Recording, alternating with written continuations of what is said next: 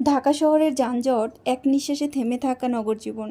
ঢাকা বাংলাদেশের প্রাণকেন্দ্র। প্রতিদিন এই শহরে লক্ষাধিক মানুষ বের হন অফিসে, শিক্ষা প্রতিষ্ঠানে কিংবা দৈনন্দিন প্রয়োজন মেটাতে। কিন্তু দিনের শুরু থেকেই তাদের সামনে যে বাস্তবতা দাঁড়িয়ে যায় সেটি হলো যানজট।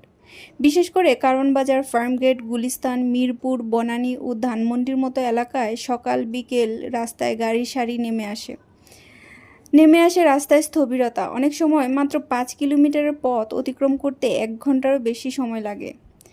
এতে সাধারণ মানুষের কর্মঘণ্টা নষ্ট হয়, বাড়ে মানসিক চাপ, কমে জীবনের গতি।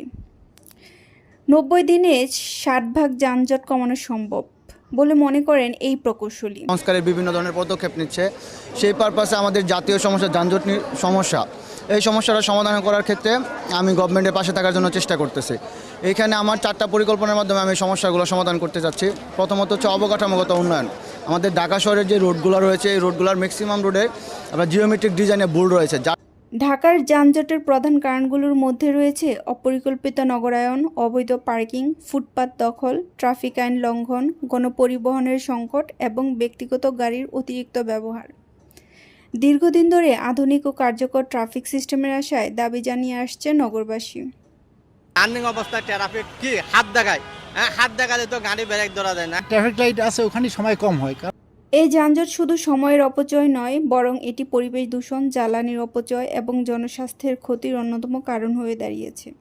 জরুরি রোগবাহী অ্যাম্বুলেন্স, দমকল বাহিনীর গাড়িও অনেক সময় আটকে পড়ে, প্রাণহানি ঘটায়।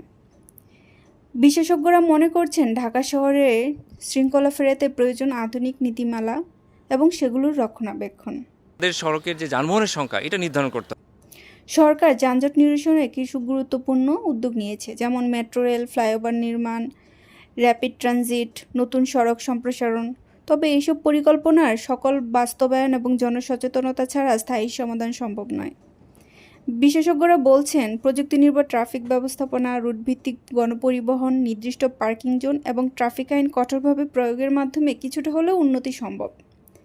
যানজটমুক্ত ঢাকা শুধু নাগরিকের স্বপ্ন নয়, এটি এখন সময়ের দাবি।